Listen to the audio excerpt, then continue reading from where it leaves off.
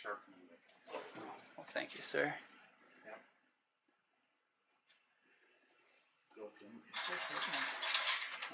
Oh, there we go. Yeah. We are live. I guess we are live. Now I need to figure out how to turn the sound off. Hi, everybody. All right. we are live. We're off and running. Okay. Well, let's see if we can get ourselves in the frame here. Hey, everybody. I'm Dan Sizer with Travelyr, a program that connects local rural artists with art centers and live streamed sessions for you. I'm here tonight with Brian Vegter. Hey, Brian. Hey, Dan. Hi. Everybody. You know, interweb and outside world. So really quick, let me know. I have a chat up here if you can hear us and if the video's working okay. Send in questions that you have for Brian as we go, and then also let us know about audio and video. We're using masks because of the pandemic, so if we need to speak up, just let us know, especially as our backs will be to you. But again, Brian's going to walk. Brian is a local artist here. I mean, pretty much from Baker, right? Yeah, I mean, more or less nowadays. Almost 15 years now, so okay. A good portion of my life has been spent here in Baker County. And we're in Churchill School, right? Which is the benefactor of tonight's benefactor. We're donating to. We're the beneficiary You're our benefactor, Dan. The Thank beneficiary of this Travelyr session. So if it's free for everyone, but if you like what you're seeing, there's a donate button in the YouTube link, and you can click that and donate however much you want, and that'll go to Churchill School here. So much appreciated. And this space is really cool. Why don't you tell us a little bit about Churchill and what you and Karina have done with it? Sure. So the space that we're in is one of the spaces in the group studio space.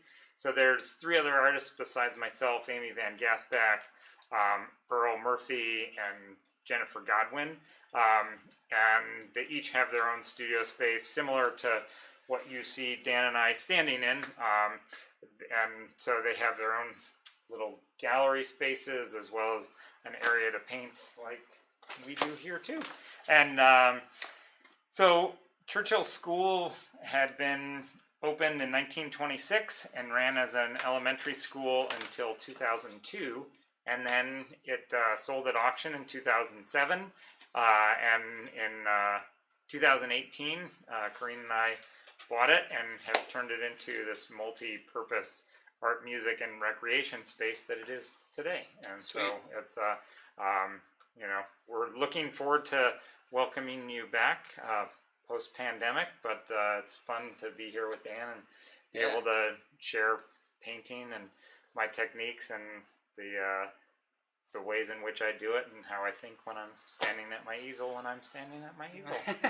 Yeah, very cool. And I would emphasize the fact that I did a little interview with Brian earlier, and this is such a community space. Communities come together to help you guys out, but you really have spearheaded this thing, and that there's a wood workshop, right? Mm-hmm. A community woodworking space, community art spaces. There's the dance hall where my band's played. A bunch of international bands even have played. And now it's a recording studio. A lot of cool things going here. But again, let's jump in to another part of your life, which is mainly painting dogs, right? Correct. Yeah. Okay. So that's what is my big passion is dogs, and you may or may not see the appearance of one or both of our dogs. They're roaming around here right now, and so you may hear jingling dog collars in the background. And so, yeah, when I started painting again after giving up my career in film and television, it was back in 2003. We were living in New York City, and I just wasn't really doing the work that I liked doing like I had been in Chicago, and so I sold all my equipment, and then I picked up my paintbrush and started painting dogs. So cool. This is a recent commission that I just finished, and there's the reference photo of the dog. And so this is in a style that I like to refer to as abstract representationalism. do a abstract background, and then I do a realistic representation of the dog as the finished piece. And so I'm gonna set this one aside up here, and I love how with that piece, it's a black dog, and you've, I don't know, figured out how to do that in a painting with not there's a lot more than black paint in that photo. So I'll bring the reference forward. Like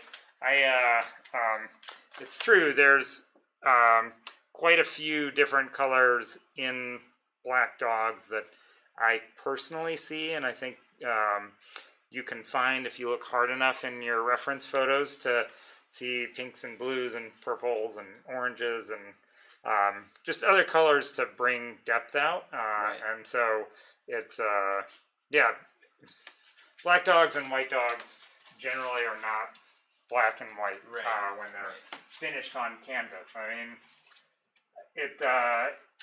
sure, it could be done in shades of gray, but that's not the way I like painting, and not the way that I see the world, and so it's for me to, be as creative as possible. And so the way that the process starts for me is I will get reference photos, and these are a couple of dogs that I'll be painting as new commissions coming up soon. And so once I sort of get a photograph that I know that I want to work from, I will do some sketches of it so that the client can tell what it is that I'm thinking about as far as how the composition in the final piece will be. Here are some real generalized, like, oh, this is what abstraction might look like in the background. I make notes about my drawing, so like I had drawn a rectangle that was about the proportions of the final canvas, but the way in which I did the drawing, it didn't fit, so I wrote little notes, disregard. So this part, because it's pen and ink, you can't erase it, but I can disregard it. So this is sort of the way the process goes. I like to personally paint directly onto my canvas. I don't always draw it out first. Sometimes when I'm doing the abstract backgrounds, it's beneficial to do a little drawing first, just so that I can get the proportions and the placement right, because with the abstract backgrounds, if I make a mistake proportionally, I can't easily go back and make a correction, just because there's so much going on, there's so many layers to the paint. But when you're doing something like this, like we will tonight, I just have a solid colored canvas, and so this is a much more contemporary style, almost pop art, where it's just this solid teal, teal background. Good to go. And so this is the dog that I'm going to be painting tonight. Really quickly, I'm going to interrupt because we do Sure. have new viewers, it looks like. Once again, I'm just going to a little shout out to what we're doing here. I'm Dan with Travelyr, connecting rural artists and rural art centers, and this is Brian Vegter, and we're just about to start painting our dogs.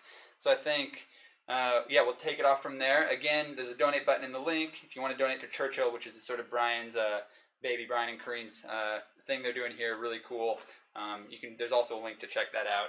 But yeah, let's show the two pieces we've picked. Okay. And talk about our dogs really quick, and then we'll get into painting, which I know a bunch of people are following along wanting to do. So sure. Yeah. So this is a friend of mine's dog that recently passed away. He helped a lot here in the early days, and when I saw that had happened, I thought, oh, I'm going to paint Sierra for him and on this live stream. And then Dan brought a piece, and I don't know Dan's dog. Is this your personal dog, Dan? It was a past personal dog. Okay. It's sort of the family dog I grew up with, Gus. Gus passed away a few years ago, but thought it'd be fun to do him some homage and paint him tonight. So yeah. So what I did to help Dan prepare, and this is just a tool that painters use to sort of get proportions correct. So what I've done is I created this grid, and it's a star-like pattern, and if you're new to painting and drawing, the great thing about it is that it's something that's easy. You can put it over your reference photo, and then you have these little quadrants to look at, and they'll also be on your reference photo. And the plus side of that is that all you're looking at is, what am I drawing in this quadrant? What am I drawing in this quadrant? And so on and so on. But if there's an area that's super difficult, like you're struggling with getting its proportion, you can make another quadrant by, this is the tool that I love the most for when I do have to draw when I'm painting. It's white chalk in pencil form. They sell them at Writer Brothers, and then they come in a set with charcoal pencils, and the white chalk blends into the paint. The charcoal pencil does not, because it's black and it's charcoal, but this is just white chalk. And so you can use a ruler and then draw one more line, and so now that section, if it were to be something that was more detailed, where you wanted to get more proportions correct, you've got that. And you do the same in the next one. Then you can do it again. And you don't have to do it in the areas where there's not much detail or there's not much proportion to match. So like in Dan's reference photo, like this part of his piece, like there's not a lot that needs to be matched. So this is all background. Like, in the way that I'd suggest that we do this, Dan, is that you just paint Gus, right? Not the grasses and not the mountains, but just Gus. And so this part of your reference photo, like, you're not even going to need to use. So what I'm going to do is I'm taking this off, and I'm going to grid this for you. And then I'm going to give you that so that you can do that. So I'm going to... okay, and I'll sort of show people what you're doing here. That, your particular photo is just a 1/4 inch larger than the piece that you're working from. Right. So we can either... I do art for a living instead of math, so it's like, oh, there's a way that we could do the math so that we could shrink this without adjusting this here, but I'm not going to do that. I'm just going to make your reference a 1/4 inch smaller. And so, and just behind the collar is what you're going to lose.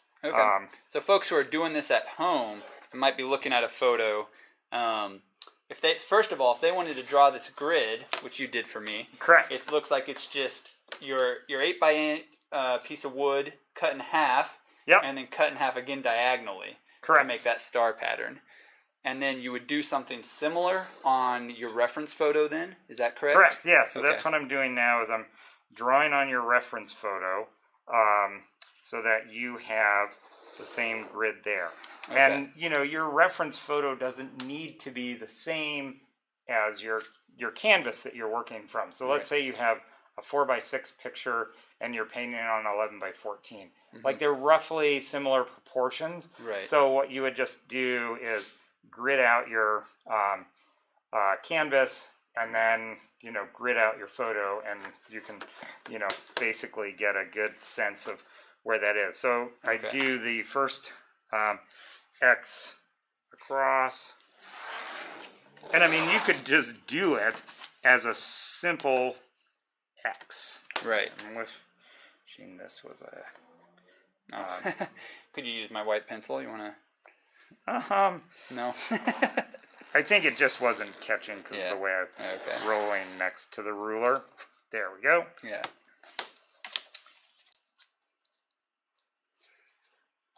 Hey, we had a few more people join us. Hi, everybody. Stacy, our friend from Seattle, recognizes Gus Gusterson. Hey, Stacy. But again, I'm here with Brian, and Brian is an acrylic painter who lives here in Baker City. And one thing I'll add to this live stream is, if anyone has photos, if anyone has questions along the way, feel free to write them into the chat, and there's a bit of a delay on our end, but we'll get to it and we'll answer your question as they come in, especially once we start actually doing the painting portion. And right now, Brian is just showing us how he grids out a photo and his canvas before he starts painting. And luckily for me, unluckily for everyone watching, Brian is doing mine for me, so I get it easy. So the sort of one of the nice things about this, like I'm just eyeballing Dan's grid, and so it's looking like it's in the right pattern. So can you see all those lines, Dan?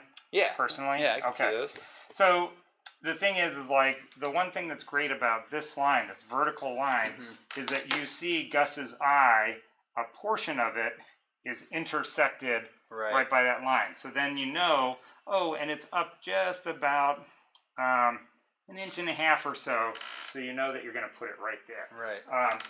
So I'm going to give that to you now. Yep. And you'll be good to go. 100% good to go, Dan. All right. Well, I'm done then.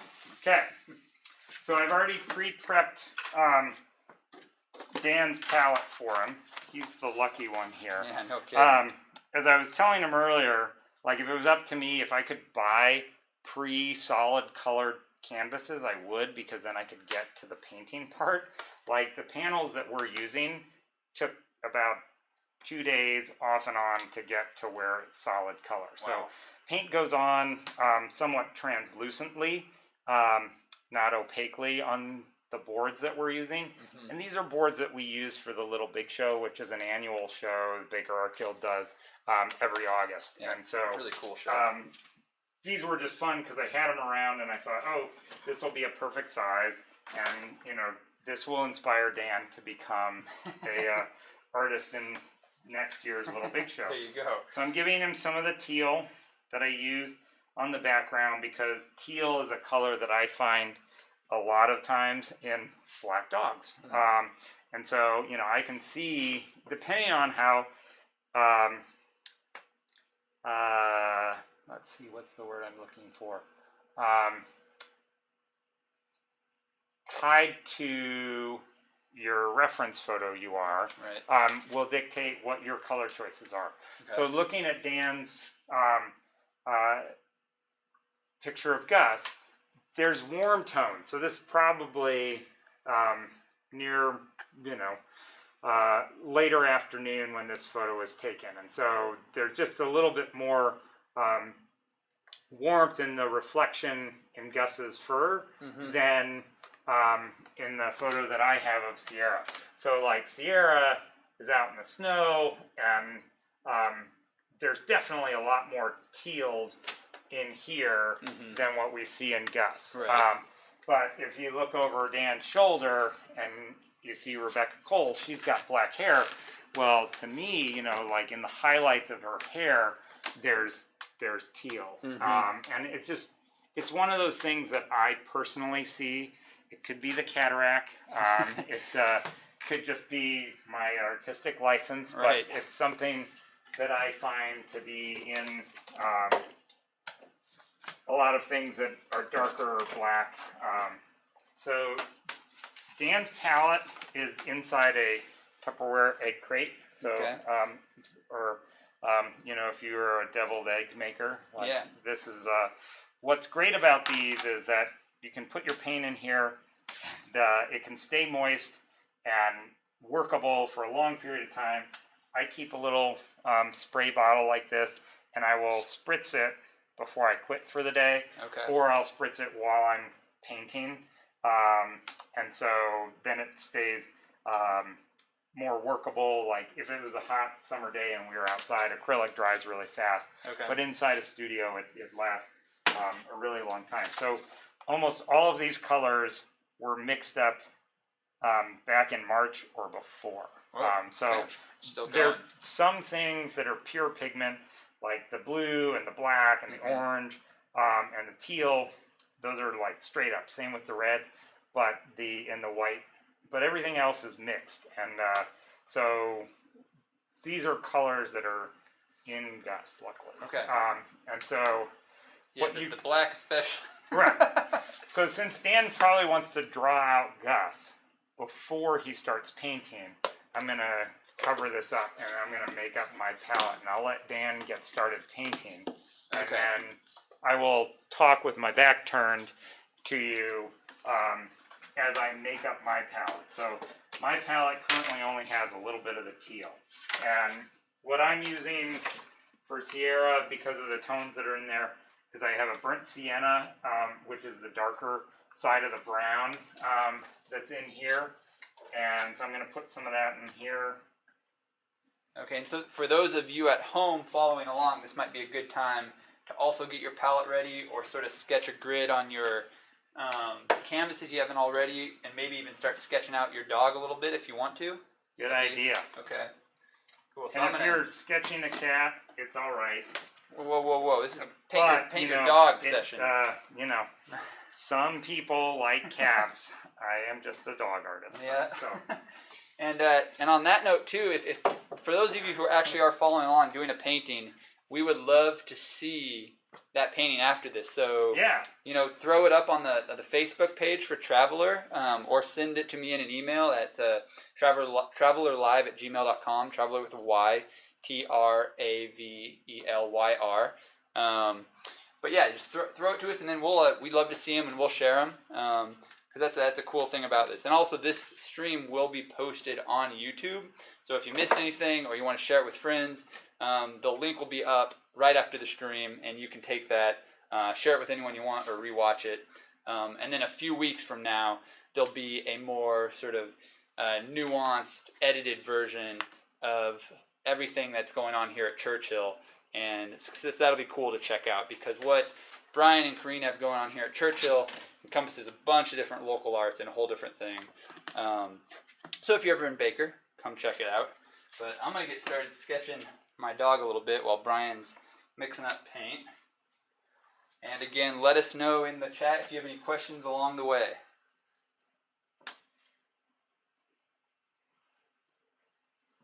Do you start with a particular part of the dog when you so I do the structure. Okay. I just start painting 99% of the time. Okay. And so I'm going to show you like another technique that I have. Like, I mean, Sierra's pretty straightforward. Like, Sierra's a dog that has all the great features of a dog. Like a great muzzle, like triangle ears that come down and flat forward. Just great, very insightful, wonderful eyes, wet nose and a pink tongue. People ask like, oh, what's your favorite kind of dog to paint? And I always say ones that with noses and like to give kisses. Like, there is not a dog that I don't like, and so I'm more than happy to paint any of them. I'm happy to take commissions. And so one of the things that for me when I do paint is I try and figure out like structurally where and how I want to lay it out on the canvas. Like this part here, I'm a big fan of negative space, and so I love the way the hair is coming up on the ears here, and so that'll be at the upper part of the canvas. And I'll probably put Sierra a little further over to the side versus centered, like in the reference photo, just so that there's a little bit more lead or focal space as to where Sierra is looking. And so I'll make it just a minor adjustment. And Dan and I are going to basically be painting with 3 different brushes. He's got 3 and I have 2. And they're sort of like this. This one's old enough that all the reference numbers have worn off of it. This one is a number 5 and it's a round brush. And they're brushes that I really like. Sometimes when I do the structural painting part, I'll use a more stiff bristled brush, but they leave more brush marks. And today I will start with my bigger of the round brushes, because then I can put more paint down more quickly. And so, since black isn't the main color that I want to use, what I'm going to do is I'm going to use my navy blue as my sort of structural paint. And the thing that I love about paint versus drawing is that you can erase with the paint. So you're going already. I need to catch up. All right. Dan, what do you do for a living normally?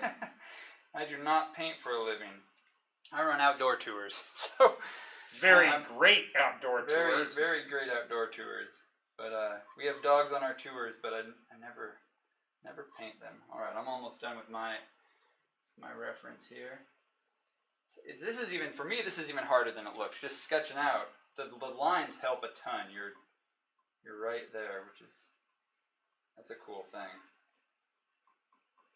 So I'm personally just I'm doing a rough outline. So I'm making a skeletal structure, basically, of the painting. So, no, I'm not drawing, the actual skeletal structure, but I'm doing a structure, and I apologize if I seem like I'm looking in different places. I have my easel slightly different setup so that Dan has water here at his brush tip, and normally my brush is over here, my water's on my easel, but this is so that throwing you off. Yeah, it's totally great. You should try new things. That's makes your life way more interesting. All right, I'm gonna get started too now. So you're doing blue for your outline. I might. Yeah, and so because it's a tone that can be covered over, but it's also dark enough that I'm going to be able to get what I want out of it. Mm-hmm. So I'm drawing just parts that I see. So I see this little triangle by the, orange brown patch. There's others on the other side, but I've got my white here. So one of the things that I personally do is I'll put these sort of structures down and then come back to making adjustments. So here I can, do Sierra's ear in these sort of wispy strokes, and it's and then come back to it and make adjustments as I see fit. So looking at it now, like if I step back, I think, oh, you know what, ear needs to be bigger. Other things look all right. And again, like that's the great thing about paint is you can make these adjustments as you go, or correct it, make it smaller. Like with this solid colored background, I can make this adjustment later by painting over it with the teal. Is that how you make a lot of adjustments, by painting over with the background color? Yeah. Let's say I've painted it in a way where I made the ears, considerably larger than they are. Mm-hmm. Then yes, I can back paint and get rid of and make them smaller, get them back to their correct proportions. Right. Okay.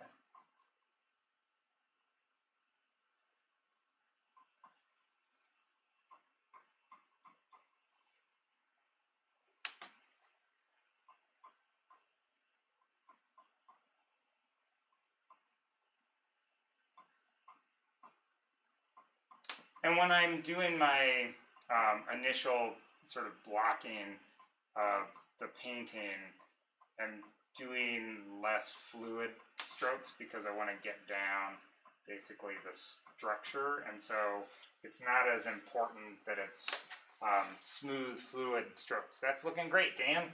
Okay. I'm nervous to just touch my canvas even. You shouldn't be. Okay.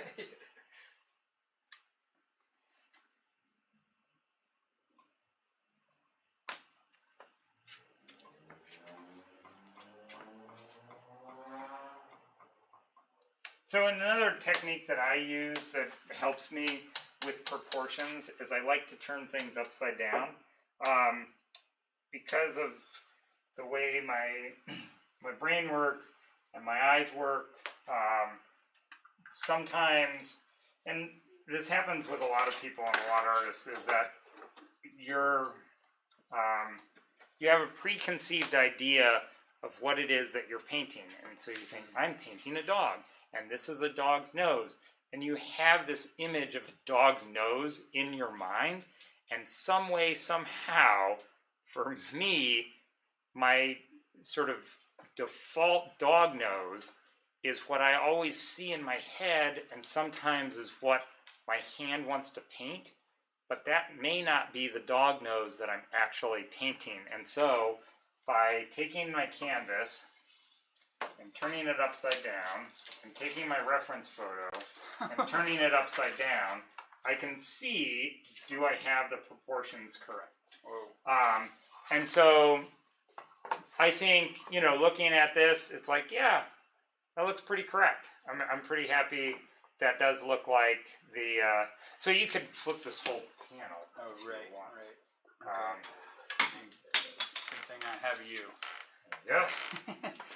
So this is cool because it almost takes the subjectivity out of it almost. Right. It's like, and so the thing that I see here with this upside down is that your ear's coming straight and then going almost straight down, but Gus's ear is on a diagonal. Right.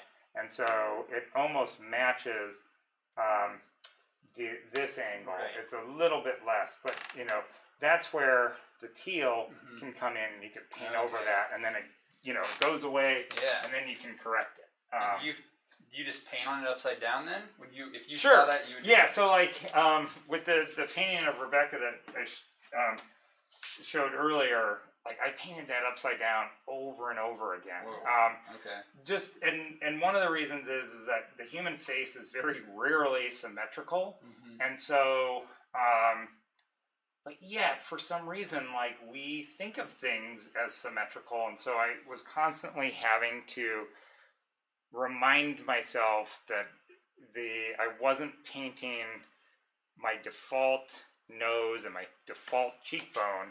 I was painting Rebecca's cheekbone, and so it was like I have to flip it upside down so that I can see the shapes versus the subject. Right. If that makes sense. Yeah. So there's part of me that's like, oh, it's been going so well right side up. Why should I, switch? But I'm gonna I'm gonna paint upside down, and then we'll flip it over, and you can be like, oh wow, or you can be like, I can be like, oh man, let's turn it back upside down. Okay.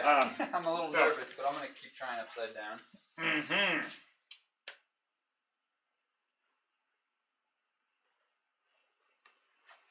Yeah, for me right now, like after talking about dogs' noses, I'm like, oh yeah, this is the place where it's gonna, come, to pass. Like, am I gonna do default dog nose now that it's upside down, or am I gonna do the shape? And you'd say, oh yeah, I'll get that in there.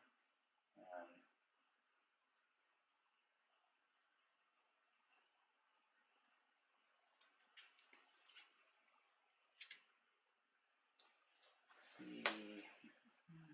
So I think based on where I've put this now, I think, oh, maybe it should be a little further away than where I put it. Paint's still wet, so I'm going to leave it till it dries and then make the adjustment. And one of the other things that I do, not all painters do this, but I tend to paint what's furthest away and then what's closest. So what's furthest away is Sierra's black fur in this part, and the white fur is on top of it. And so what I want to do is get down this shape here, and I'm just going to get a big brush and put it on even faster. So like for me, this like big chunk that's all black fur behind this little bush, you would just like almost fill that in solid black, I'm using blue right now. But, sure. Okay. And then another question that I had with mine, which if anyone else is painting a black dog, I feel like this is something that comes up, is that ear, I can't even see the outline of it here. So yeah. You do have to sort of make it up a little bit, right? You do. And so that's, for me personally, when it comes to reference photos, and especially if it's a dog that's passed away, like I try and get, multiple references or as close as good of a reference photo as possible. So in the case of,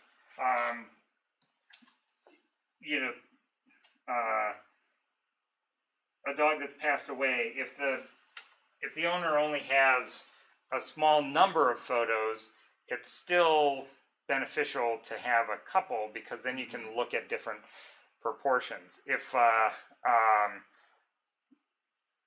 another thing that you could do, so like what I've done in the past, if I have a reference photo that the client has sent, but they want me to make an addition or change to it, that's real hard for me if I don't have another reference. So one of the things that I've done is I photographed my dog doing what they want their dog doing in the painting, and then sort of matching them up so that I have some proportions. Okay. And I also, the other reason that I do the sketches is that I want my client and my brain to understand what it is that I'm painting and how I plan on painting it. And so when I do commissions, I also send references and pictures of where I'm at progress-wise all the time, so that someone is fully aware of how it's turning out, so that nobody is surprised when I say I'm done and here's what it looks like. Yeah. And then they go, oh yeah, that doesn't look like what I was thinking, because my paintings are going to spend their life in somebody else's house, and so I want it to be what they want. And at the same time, the reason people hire me is because they like what I do. So I still have a lot of creative freedom in what it is that I'm doing. At the same time, it's not going to go up in my house. It's going up in your house. Right. And so I want to make sure that how I depict their dog is how they see it. And you're that's almost more of an issue with what you do because of your subject matter. Like, it's not like someone's just commissioning a random photo from you. It's their dog. So right. It is. I can see how that'd be even more important to get it how they want it. So one of the things that I've been doing in between the steps is that I have a broken piece, and Dan has a broken piece of soap, so that we can clean off the color that we're using. And Sarah Fry made this. You might know her. She's a local artist and does fantastic work. There's some pieces of hers downtown on the sidewalk in front of Bella, and then many storefront windows. Sarah does that painting. And she also made this wonderful brush soap that I use whenever I paint to clean my brushes. So now I'm going to switch to my white, and it's this is going to be super bold versus the way that it really is.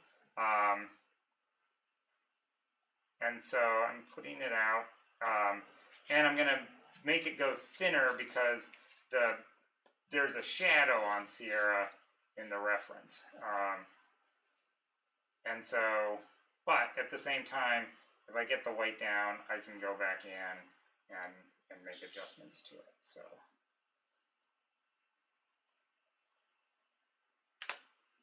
I'm pretty nervous right now to just fill. I don't want to fill this all in with my dark. Well, so you can, because what'll bring the depth out, Dan, is the tones that you put on top of it. Okay. So, like in this photo, or in this painting here, I did a lot of dark tones to make that structure. Mostly this cobalt blue laid down. And this is almost an area of the painting that's exactly the way that I put it down several months ago when I started. Right. And so all of this stuff was added on top of these darker tones. Okay. Like, that's just the way to do it. Okay. That's just the way I do it, I should say, not the way to do it. Yeah. So...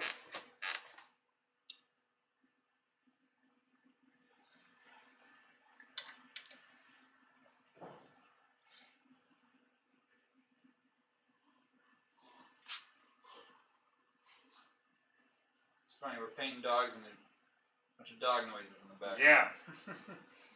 Z and Strata sure do love playing roughhousing when we have guests around, and so they're often the hallway, basically showing off.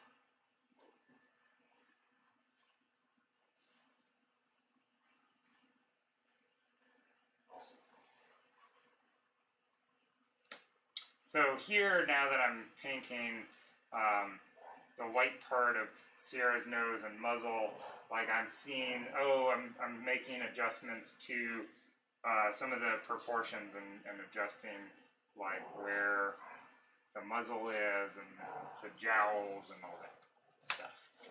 And so there's certain things where, you know, I want to switch over to the regular position because, well, I can see where this is going.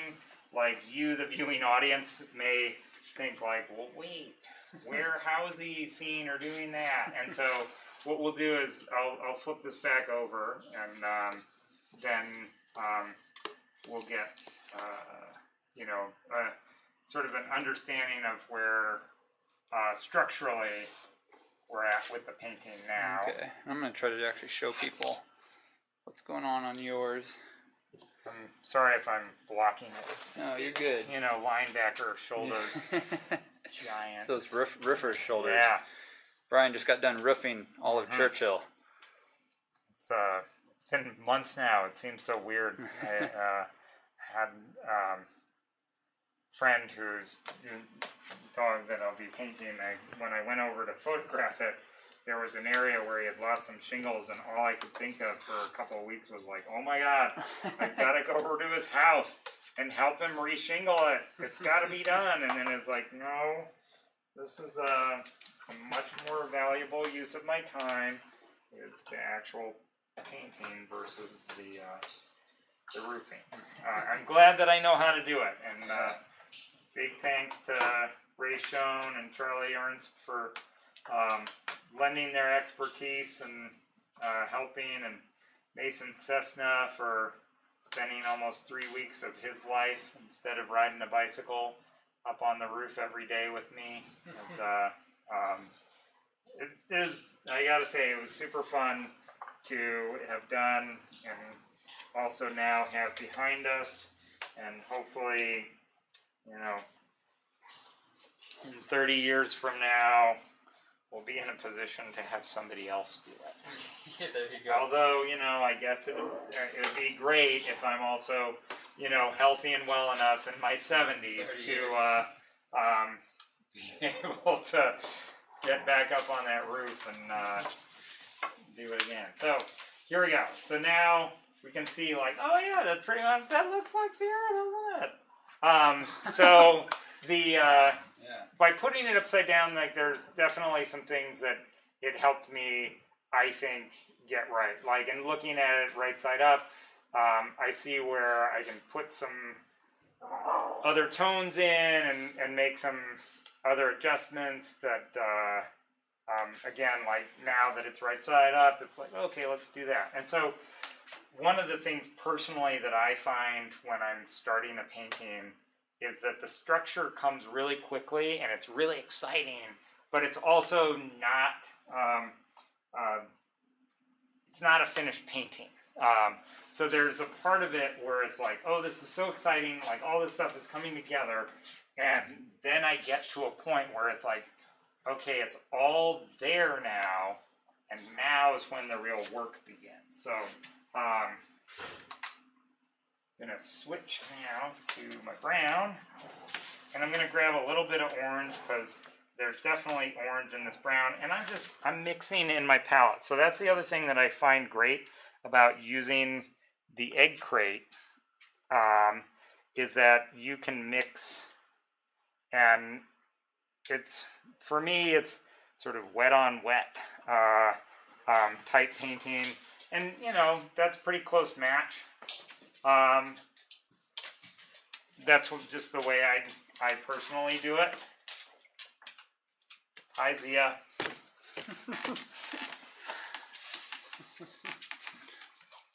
Here we go. Man, Dogs on dogs on live dogs. Stream has just gotten more precarious. Oh, off to other better things. Yeah, there's something outside worth investigating. And you might already mention this for everyone, but do you lay all your darks down first? Like No. No. What I do is I lay all of what I think structurally is important, is what I lay down. And I put down what is furthest away, and then I build up to what's closest. So, like right here, so because Sierra's ear flaps over her jawline and the brown that's on her neck, I'm just going to paint that in. Mainly because it needs to go in there. Like, I need it to be solid like it is here. And if I were to just paint around where her ear is coming in, that I wouldn't necessarily put the ear right where it goes. And so for Sierra, it's better to just paint that and then paint the ear over the brown.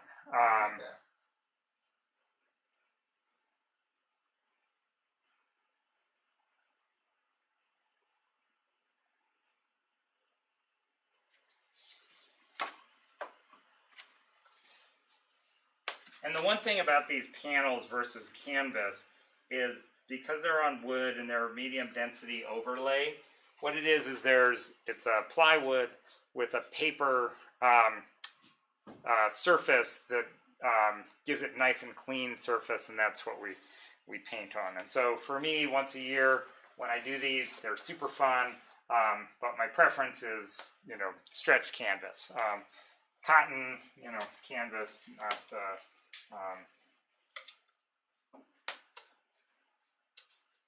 because the paint flows a little better on real canvas versus these boards. Like, the boards absorb the paint really quickly.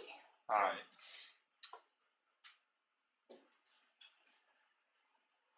And so you can sort of see the brush strokes when you're painting with this paint that way.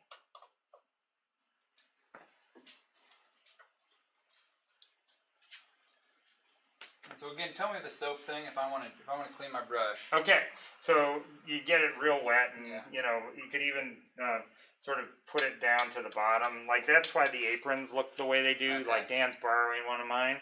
I shouldn't have given away that secret. This is Dan's normal painting apron. He paints all the time. I get the brush wet. I put the you sort of get rid of the pigment as much as possible by sort of rubbing it. I'm going to move this brush over here. So I like to either brush, sorry, Dan, droplets. So there's the edge of the cup that I will brush against. And so it went from having a lot of white paint in the bristles to now not having very much. But if I don't want any white impacting the next color that I pick up, I will brush it with the soap. Okay. And honestly, you could use any soap, but hard brush soap is what's great. And so she made this soap specifically for paintbrushes. So and so then I got it nice and sudsy, and then I can clean it off in the water, and it'll give me basically a completely clean brush with no pigment on it, and I can dry it off here on my apron and good to go for my next color. So I want to get a little bit more of the jowls, lips of Sierra put in here. And I'm using a little bit bigger brush than I might normally for this, because it's on a small canvas, there's a big brush, lets you put down a lot of paint all at once, which is great. At the same time, there's some subtleties that I can't do with a brush this large, but that's okay. For the purpose of what we're doing right now, I will adjust it with my smaller brush later. Okay. So I'm gonna, make the nose a little darker.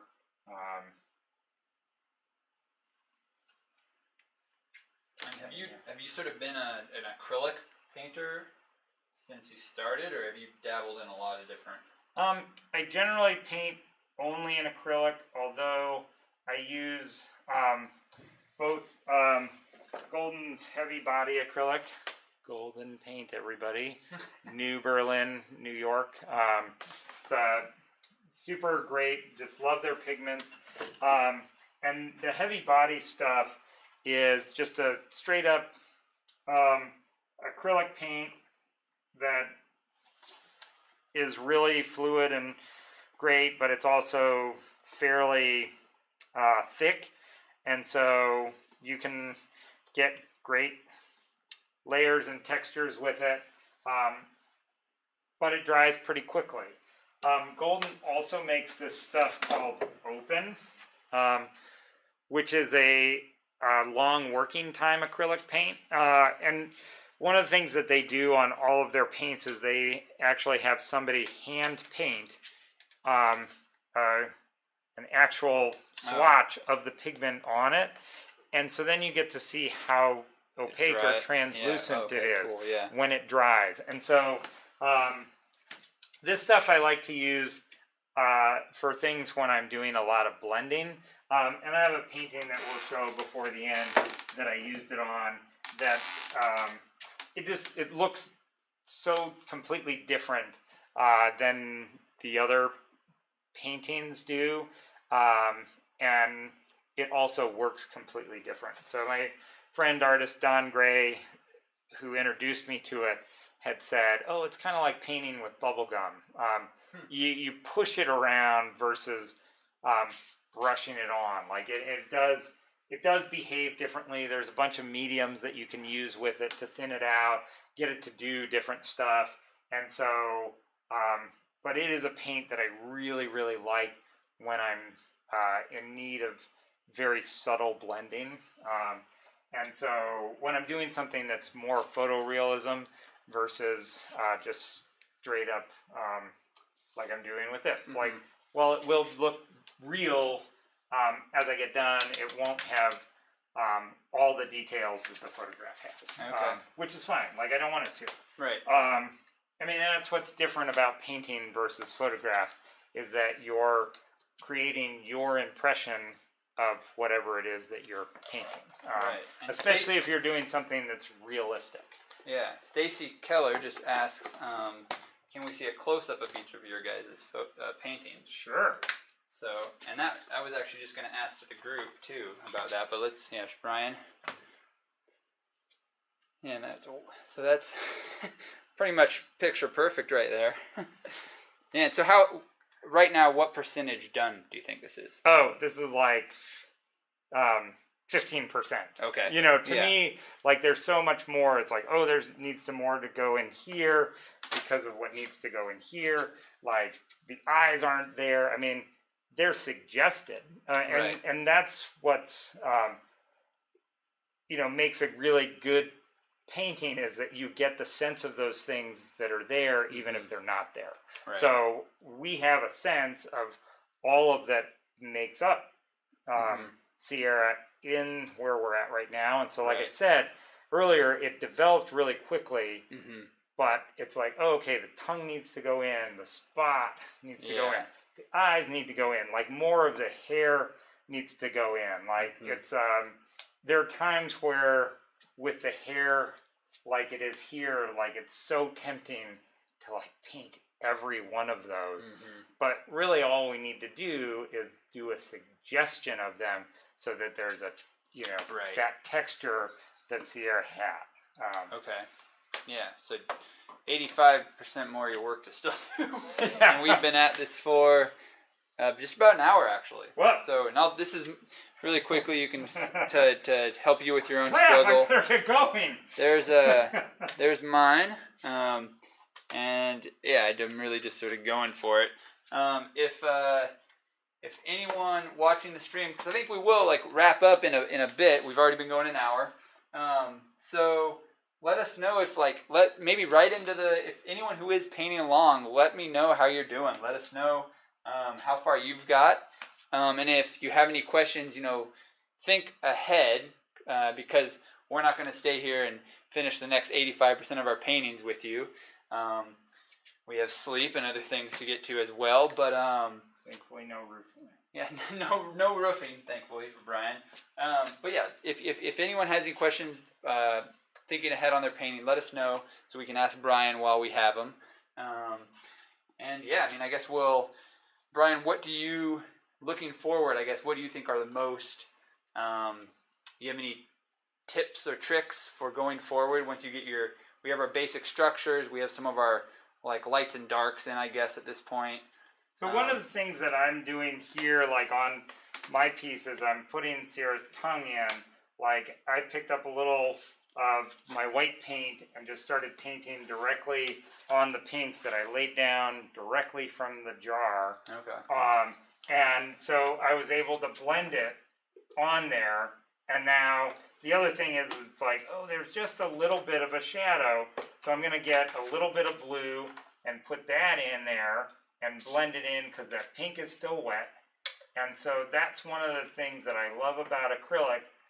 But you also have to work fast because in 5 minutes from now, it's going to be so dry that it won't be workable. And that's the other reason that I would use the golden open versus the heavy body acrylic. But so now you can see that the shadow of Sierra's tongue is there.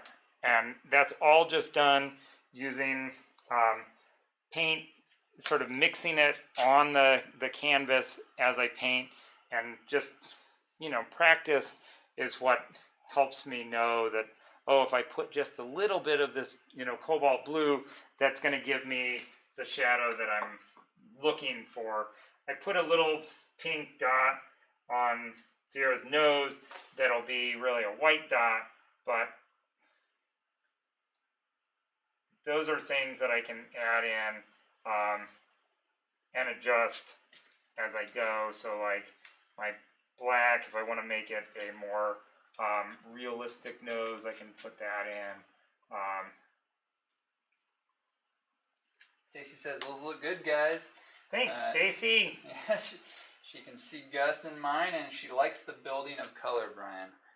Yeah, I think that's the difficult part for me, is figuring out how to build that color from, especially on a black dog. See those, I guess, how you see those colors in the different highlights of them. I think that probably just takes a lot of work. It takes a little bit of bravery. Mm-hmm. There's, like I was saying earlier, the great thing about paint is that you can use it as your eraser.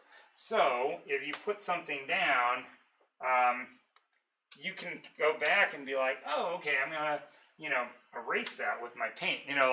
Looking at the way that you've structured Gus's eyebrows and where that highlight is. Man, I'm just so tempted to just be like, oh, take a little bit of the orange, take a little bit of pink, and then just paint it in there, and paint it in there. And then, I can give you a bigger brush too. Well, you've got one right there. And, you can make the structure. So you can add more of that depth and color to it. And so the one thing that I see here, and what you're doing is our default is teeth are white, but and not that you should make them yellow and filled with plaque or anything, but it's they're not going to be that bright. And if they were with your finished painting, they're so bright that they will come forward. So the lightest thing in your painting generally comes forward, and the darkest thing generally recedes. Oh, that's a good And tip. so that's one of the things that you do to sort of adjust like where things are in your piece. So like I'm gonna use my teal to put in sort of the structure of Sierra's eyes. So like there's some areas where there's like these highlights in the black fur that I can put in using this teal as a start. And so I'm going to get in just basically the structure of Sierra's eyes, and then, you know, we'll defer to Dan as to when we say so long and, you know, check back with us. You can always follow me on Instagram to see paintings in progress. I'm at b.boyvector. b.boyvector. Okay, cool. And that's Vegter. All right, and if people want to learn more about, because I think we will wrap up here. I think if people want to learn more about Churchill, the best way is it Churchill? Churchillbaker.com. Okay. And you can see our events. You can see things about how we have progressed. You can there's links to our Facebook page. There's virtual tours of some of the spaces like the dance hall and the bike hostel and our one-bedroom Airbnb, so you can, you know, get a sense of what it would be like if you were to come and stay here. Yeah, and I mean, are you let's see, what's for people watching in Baker, what do you have going on right now? Because I know you have some exciting things coming up. You have the Halloweeny kind of, what do you call it? The haunt? We have the haunted studio tours every weekend in the basement here at Churchill. Saturday night, October 17th, along with the Baker School District, we're doing a free drive-in movie of Monsters, Inc. So that's really fun. Parking lot opens at 6, and the movie will start at 7 this coming Saturday, October 17th. Okay. So 2 days from now. And then along with Baker County Safe Community Coalition, New Directions, on October 30th at 5 o'clock, the parking lot will open. 5:30, there's a costume contest, and at 6, we're doing a screening of Hocus Pocus. And so you can come watch the movie, and afterwards, if all the time slots haven't sold out, you might be able to get a chance to come through the haunt, and on our website you can see that. And and I checked out the haunt a little bit, and it is has been meticulously crafted. It is something to be seen. So I'd say anyone in Baker should try to check it out. And is the card reader thing public information yet? The tarot, is that? Oh yeah. So on October 23rd, Siba, the fortune teller, will be here, and then also on Halloween weekend. So you can get your future told. Cool. And she'll have her tent set up outside of the entrance of the haunt, and it's $5 for a reading, and all those proceeds go to Churchill School, which is super great because, you know, even though we've done some major projects, there's still quite a few things that need fixing or repair, or, you know, annual maintenance, that sort of stuff. And on that note, again, anyone who's watching, there is that donate link, so if you want to support Brian and everything they're doing here at Churchill, you know, give a few bucks. If you don't, that's okay. Thanks, Dan. I mean, it's a real pleasure to just paint and paint with all of you at home, and I can't wait to, you know, dive into some of the questions and comments, and you know, see where that goes. Like, I just sprayed all my stuff, and you know, looking at my piece here, I can see some things that if I flip it upside down, that I'm gonna want to make adjustments to, like the placement of the eyes. I think they're slightly off, and that's, you know, one of the things about, you know, flipping it upside down, that it gives me that time to be like, okay, let's make that change. And sometimes too, just walking away from what I'm painting is a good way to sort of get fresh eyes and look at it. That's great. Yeah. Good. Everybody, I this don't is know. Corinne Vector Yeah, here. you want to say hi, my, Corinne? Oops, no. Super Yeah, wonderful come say hi. partner I here at didn't realize Churchill. that. Yeah, You come guys jump were in. still- Come jump come in in. here. We're here. We're still going. If I- anyone's still watching, Hi, everybody. Hi. I tried to chat and it just like logged me out oh, accidentally. I don't know what weird. happened. I don't know either. But everyone, Corinne, she owns Churchill with Brian, an artist. You've been working on the haunt a lot. Yeah. It's consuming, I guess.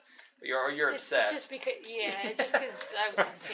Yeah. But anyways, everybody, I think that's it for us. And like I said, this will be posted on YouTube, the stream, so you can catch up with anything you want. Churchillbaker.com. Yep, Just how to check out everything churchillbaker.com. that's going on here. Brian's on Instagram. We're not on Instagram, but we're on Facebook. And then follow our YouTube channel for updates on our next session, which I'm not sure when it'll be at, but hopefully sometime in November. So thanks a lot for watching, and catch you next time. Yeah. Thanks, Brian.